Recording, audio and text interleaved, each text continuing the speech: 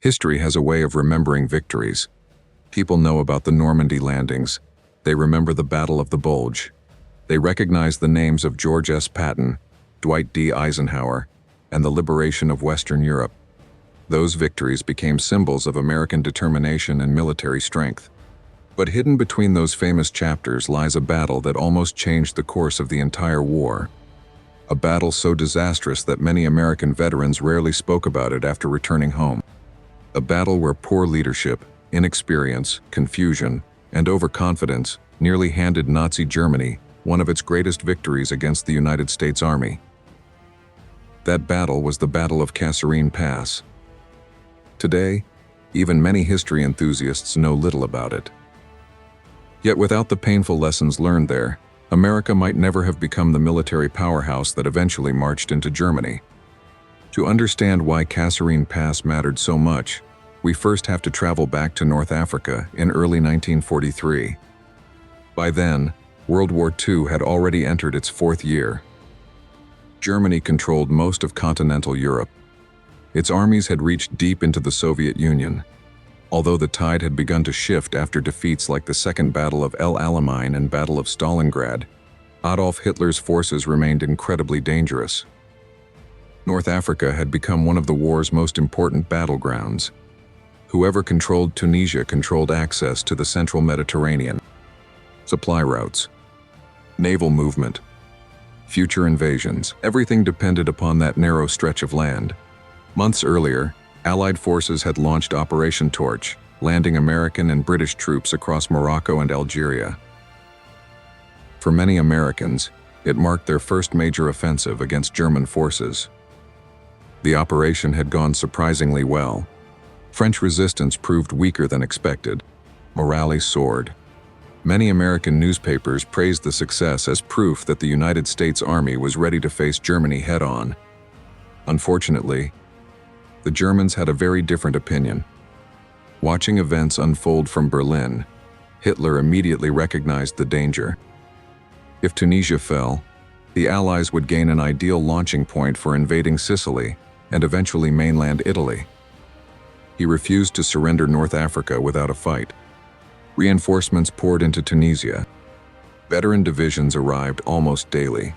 Among them stood one of Germany's most respected commanders, Field Marshal Erwin Rommel.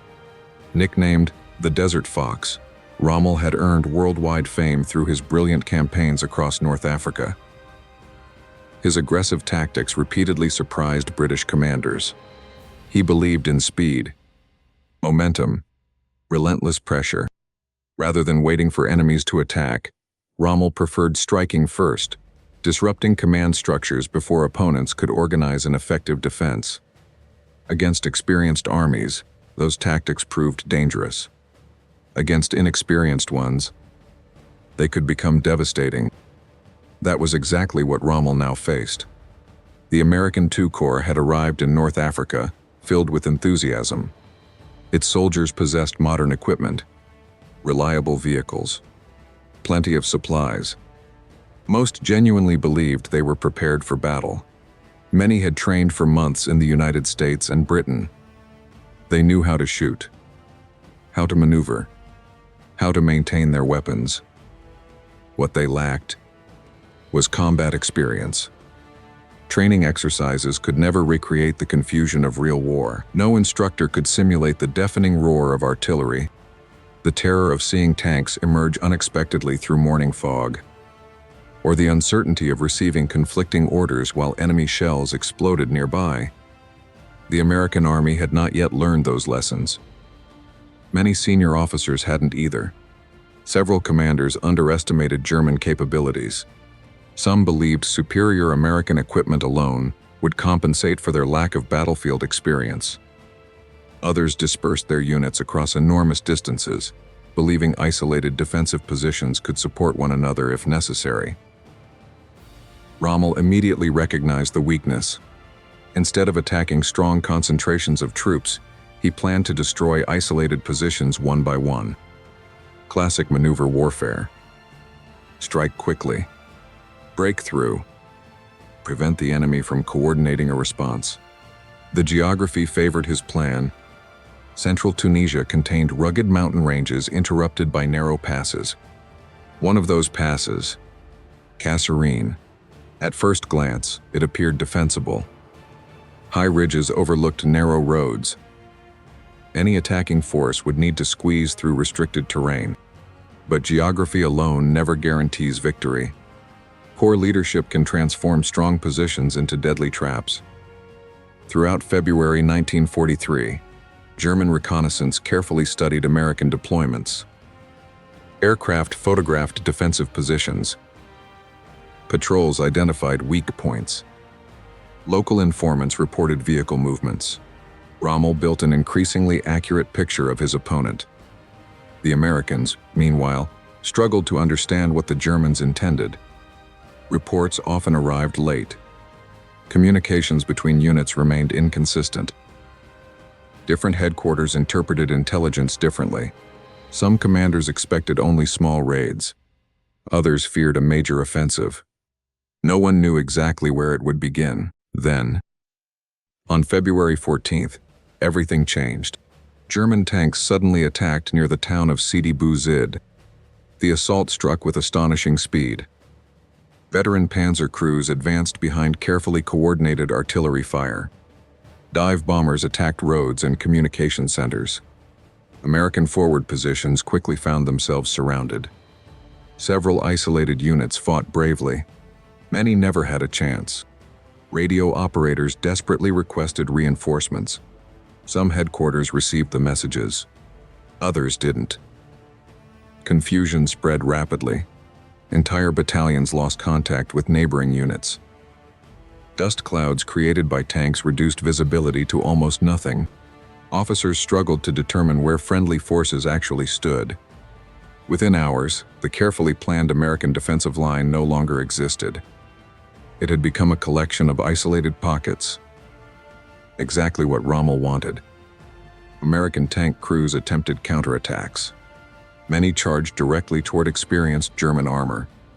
The results proved disastrous. The German Panzer IV and supporting anti-tank guns destroyed numerous American tanks before they could effectively return fire. Some units fought until their ammunition ran out. Others received contradictory orders to advance. Then withdraw, then advance again. Valuable time disappeared. Momentum shifted completely toward the Germans. As news of the disaster reached higher headquarters, disbelief spread among Allied commanders. Many simply couldn't accept how quickly the situation had deteriorated. Only days earlier, confidence remained high. Now, entire American formations were retreating. Equipment littered desert roads. Fuel trucks burned. Abandoned artillery pieces stood where desperate crews had been forced to leave them behind. The psychological effect proved almost as damaging as the military losses. Young American soldiers who had imagined quick victories suddenly encountered one of the world's finest professional armies. Many realized for the first time that Germany's reputation had not been exaggerated. These opponents were disciplined, highly trained, exceptionally coordinated, and they showed no hesitation.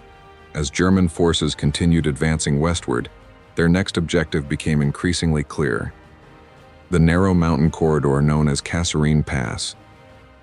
If Rommel broke through there, the road into western Tunisia and potentially toward vital Allied supply bases would lie dangerously open. American commanders suddenly faced a terrifying possibility. North Africa itself might be slipping from their hands. The battle that would determine America's future in the European war was only just beginning. By the morning of February 19, 1943, the confidence that had accompanied the American army into North Africa had almost completely disappeared. Only a few days earlier, many officers had believed they were facing a German force that had already been weakened by months of fighting against the British in the desert. Reports suggested that Field Marshal Erwin Rommel was running short of fuel, ammunition, and reinforcements. On paper, those reports weren't entirely wrong. But what they failed to measure was something much harder to calculate: experience. The German army that now stood before the Americans had survived years of almost continuous warfare. Poland, France, the Balkans, North Africa, the Soviet Union. Its officers understood exactly how inexperienced armies reacted under pressure. They knew confusion spread faster than bullets. They knew that once communications broke down, fear could accomplish what artillery alone never could. Rommel intended to exploit every one of those weaknesses. His objective was simple: strike hard enough to shatter Allied coordination before reinforcements could arrive. After the victories near Sidi Bouzid, German armored columns pushed relentlessly westward. The Americans fell back toward the narrow mountain corridor, known as Battle of Kasserine Pass. The pass itself stretched between steep rocky ridges, rising hundreds of feet above the valley floor. The main road twisted through the mountains before opening toward western Tunisia, where enormous Allied supply depots supported thousands of soldiers preparing for future offensives. If the Germans captured those supply centers, the consequences could be catastrophic. Entire Allied operations might collapse. Food, fuel, ammunition, medical supplies, vehicles, everything depended upon those logistics. The Allies understood what was at stake. Unfortunately, understanding the danger and organizing an effective defense were two very different things. Throughout February 18 and 19, American headquarters struggled desperately to assemble defensive positions. Orders changed constantly. Some units received instructions to hold their ground. Others were ordered to withdraw. Still others never received updated orders at all because communication lines had already been severed. Radio operators fought to maintain contact as German aircraft repeatedly attacked roads, command posts, and supply convoys. Telephone wires were cut by shell fire. Messengers became lost among unfamiliar mountain roads. One exhausted lieutenant later admitted that he spent more time trying to locate friendly headquarters than preparing his men for combat. The confusion spread downward through every level of command. Tank crews waited for orders that never came. Artillery batteries lacked accurate information about enemy positions. Infantry companies dug defensive positions without knowing whether neighboring units still occupied the next ridge. Nobody possessed a complete picture of the battlefield. Rommel, meanwhile, continued moving. German reconnaissance units identified weak sectors with remarkable efficiency. Engineers quickly cleared obstacles. Panzer commanders coordinated closely with infantry and artillery. Years of battlefield experience allowed them to adapt almost instinctively whenever unexpected resistance appeared. Early on February 19th, the attack began. German artillery opened fire across the entrance to Kasserine Pass. Shells echoed through the mountains, sending rocks tumbling onto the narrow roads below. Moments later, tanks emerged through the dust. Behind them came mechanized infantry riding half-tracks. Above them, aircraft circled patiently, waiting for targets of opportunity. The defenders answered with everything they had. American artillery batteries fired rapidly, filling portions of the valley with exploding shells. Machine guns opened from carefully prepared positions. Mortars dropped rounds onto advancing infantry. For a brief moment, it appeared the attack might actually stall. Then German armor shifted direction. Instead of charging directly into the strongest defenses, experienced panzer commanders searched relentlessly for gaps. One weak position collapsed. Another became isolated. Suddenly, German tanks appeared where American commanders least expected them. Entire defensive plans unraveled within hours. One American anti-tank battery fought almost to the last round before being overrun. Its crews destroyed several German vehicles before enemy tanks finally broke through. Nearby infantry attempted to withdraw under heavy fire, carrying wounded comrades across rocky terrain while artillery exploded around them. Many never reached safety. Further inside the pass, American engineers desperately tried to improve defensive positions. Bulldozers pushed earth into makeshift barriers. Explosives prepared potential demolition sites. Roadblocks appeared wherever possible. Yet there simply wasn't enough time. The German advance moved faster than expected. Columns of retreating vehicles clogged the narrow roads. Fuel trucks mixed with ambulances. Artillery tractors competed for space beside infantry marching on foot. Dust reduced visibility to almost nothing. Officers stood in the middle of the road waving vehicles forward, trying desperately to prevent complete gridlock. One traffic jam under enemy artillery could destroy an entire retreat. Fear began affecting even experienced soldiers. Rumors spread almost as quickly as the German tanks themselves. The panzers are behind us. They've already reached the supply depots. We're surrounded. Most of these stories proved false. But in war, rumors can be nearly as dangerous as facts. They undermine confidence. They encourage panic. They convince tired men that resistance is hopeless. Some isolated American units withdrew earlier than necessary simply because they believed neighboring positions had already fallen. Others continued fighting long after they had been completely surrounded, because no one informed them of the changing situation. The battlefield became fragmented into dozens of separate struggles. Individual acts of courage occurred everywhere. Near one crossroads, an American artillery officer refused to abandon his guns despite advancing German armor. Knowing the battery could not escape in time, he ordered his men to continue firing point blank at approaching tanks. The artillery pieces had never been designed for direct anti-tank combat. Still, the crews loaded shell after shell. Several German vehicles were damaged before the position was finally overwhelmed. Elsewhere, small infantry platoons held isolated ridges for hours, delaying the German timetable far longer than anyone expected. Some fought until ammunition was exhausted. Others withdrew only after receiving direct orders.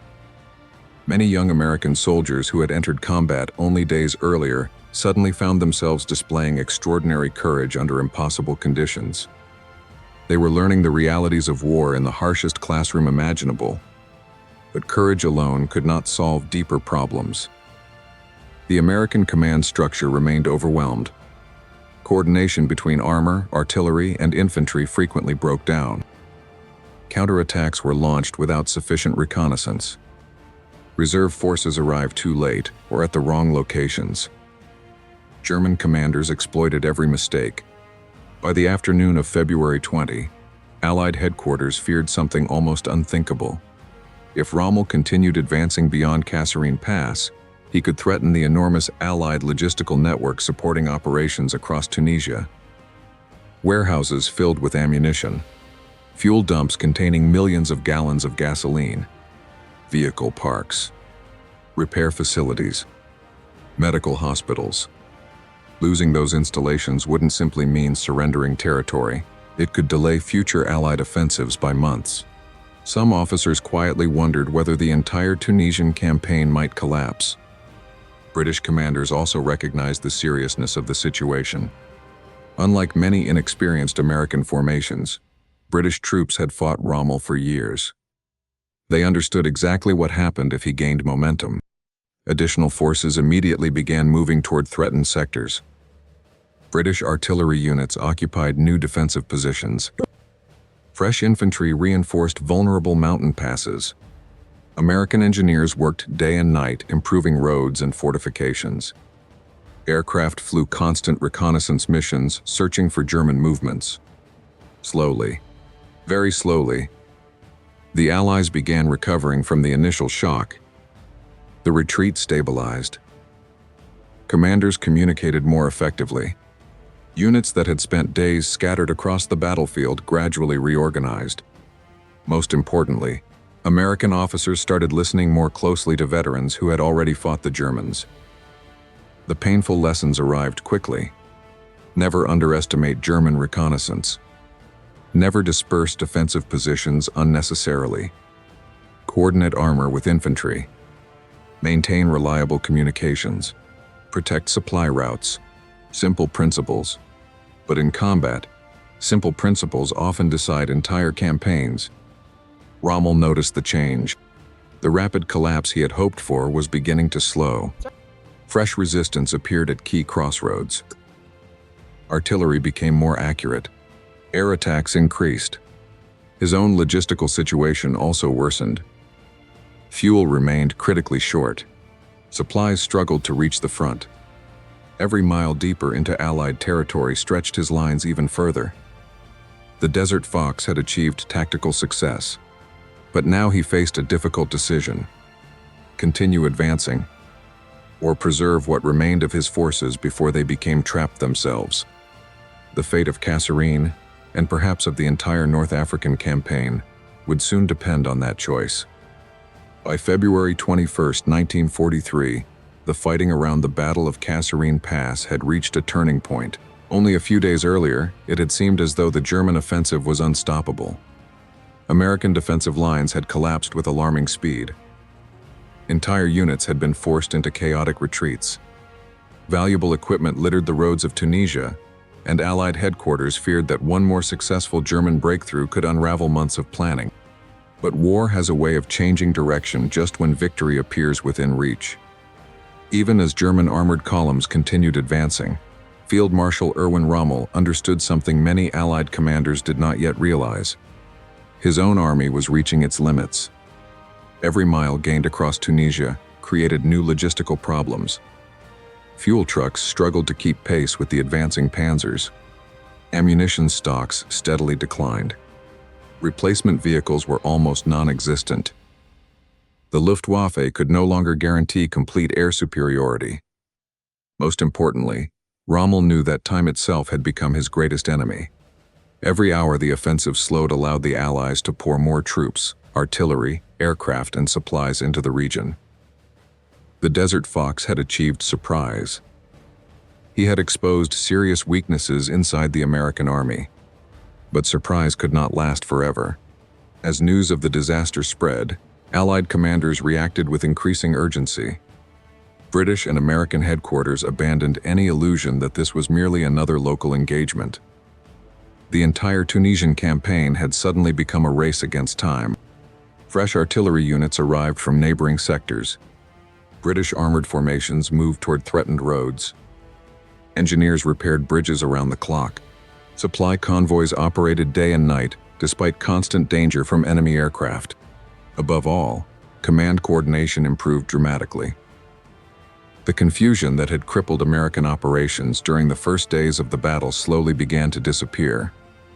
One of the most significant changes occurred among the frontline officers themselves. Young American commanders who had entered combat believing they understood modern warfare had now experienced its brutal reality.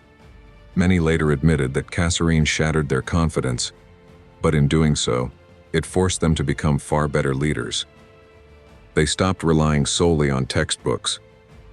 They learned to trust reconnaissance. They learned the importance of maintaining communication between infantry, tanks, artillery, and air support. Most importantly, they learned never to underestimate an experienced enemy. Meanwhile, German commanders began noticing something unexpected. American resistance was growing stronger. Artillery fire became more accurate. Counterattacks appeared better organized. Defensive positions were no longer isolated. Instead of finding scattered pockets of resistance, German troops increasingly encountered coordinated defenses supported by multiple branches of the Allied military. Rommel understood exactly what this meant. The opportunity was disappearing. Continuing the offensive now carried enormous risks. His forces had advanced farther than originally planned. Fuel shortages worsened each day. Several panzer units required maintenance they could no longer postpone. Supply lines stretched dangerously thin through mountainous terrain that Allied aircraft increasingly patrolled. Even one successful Allied counteroffensive could trap portions of his army far from reliable support. Reluctantly, Rommel made his decision. He ordered a withdrawal. To many German soldiers, the order came as a surprise. They had won every major engagement. They had pushed the Americans back. They had inflicted severe losses. Why retreat now? Rommel understood the answer.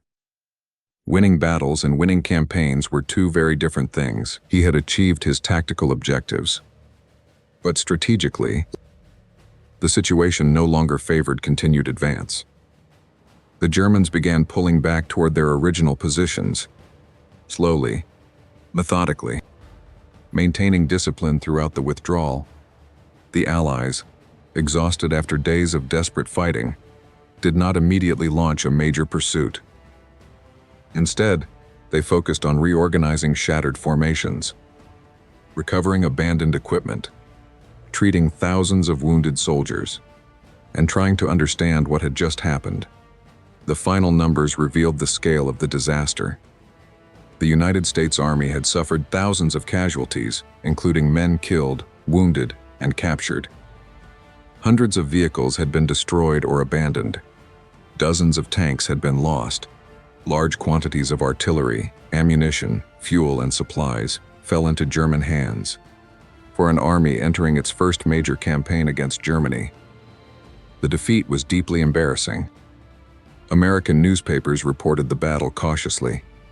Military officials avoided unnecessary publicity. No one wanted the public to believe that America's army was incapable of defeating Germany. But inside military headquarters, there was no attempt to hide the truth. Senior commanders demanded answers. Investigations began almost immediately. Reports filled hundreds of pages. Officers interviewed survivors. Battlefield maps were studied in extraordinary detail. Every major decision received careful scrutiny. The conclusions proved remarkably consistent. American troops had fought bravely. That was never the primary problem. Again and again, investigators praised the determination of ordinary soldiers. Many isolated units had resisted until completely overwhelmed. Artillery crews continued firing even while German tanks closed within a few hundred yards. Medical personnel treated wounded under direct fire. Engineers destroyed bridges only moments before enemy armor reached them. Individual courage had never been lacking, leadership had. Command structures proved overly complicated. Communication frequently failed. Armor operated without sufficient infantry support. Infantry advanced without adequate reconnaissance. Artillery sometimes lacked clear targeting information. Different headquarters often issued conflicting orders. The battle exposed nearly every weakness that still existed within the rapidly expanding American army. Fortunately, those weaknesses could be corrected. One name soon became central to that transformation: George S. Patton.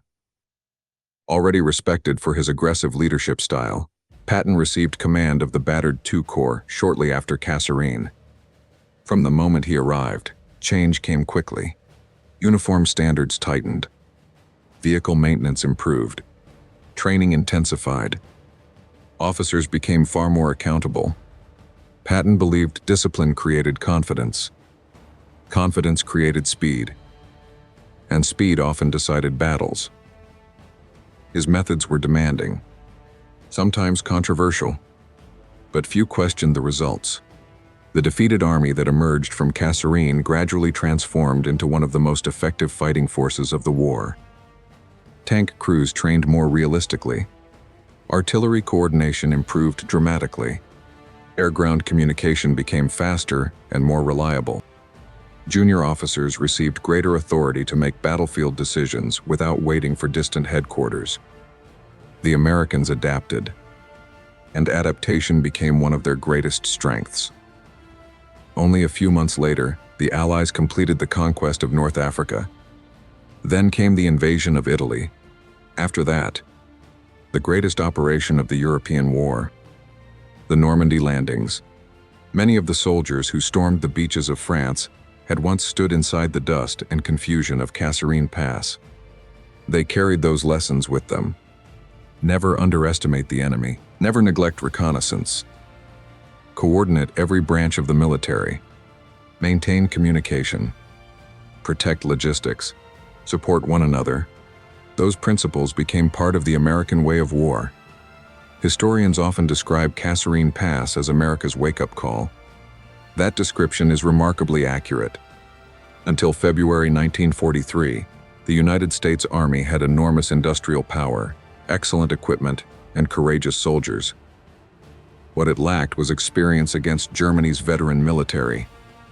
Kasserine provided that experience. At a terrible price. It is tempting to judge the battle simply as a defeat. And in purely tactical terms, It was. The Germans achieved their immediate objectives. The Americans suffered painful losses. Yet history is rarely that simple. Some defeats destroy armies. Others transform them. Kasserine belonged to the second category. The men who survived those mountains became better officers, better tank commanders, better artillery leaders, better logisticians, better soldiers. They carried those hard-earned lessons into every campaign that followed.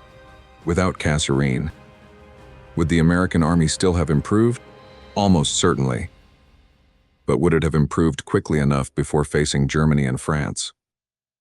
That question remains impossible to answer.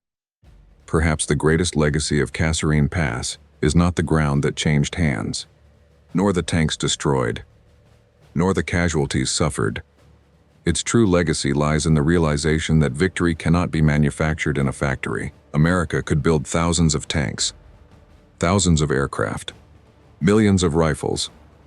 But experience had to be earned.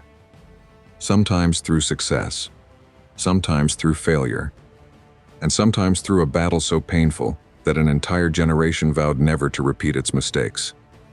Today, visitors can stand among the quiet mountains of western Tunisia, where the wind moves gently through the same narrow pass that once echoed with artillery, tank engines, and desperate cries for help.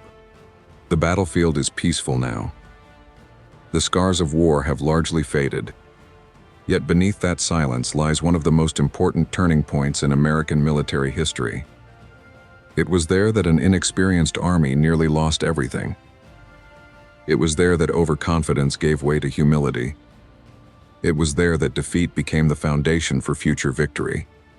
And while history often celebrates the triumphs at Normandy, the crossing of the Rhine, and the march into Germany, those victories began, in many ways, in the dust, confusion, and hard lessons of a forgotten mountain pass in Tunisia.